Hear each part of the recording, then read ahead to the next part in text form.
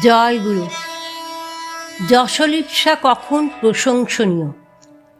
শ্রী শ্রী বামনি বলিলেন, যশের লোভ দোষের নয়, যদি এর ফলে তুমি আত্মগঠনে ব্রতী হও, চরিত্র গঠনে অধ্যাবসায়ী হও।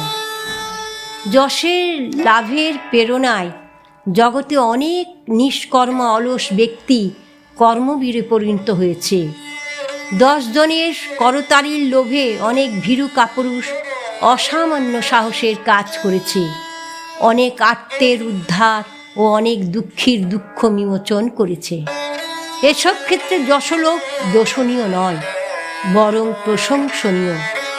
কিন্তু সস্তায় যশ অর্জন করতে গিয়ে তুমি যদি অসৎ পথ অবলম্বন করো, পরপীড়ক হও, প্রতারক হও, এই যশলিপ্সা তোমাকে নরকের দিকেই টেনে নিয়ে যাবে।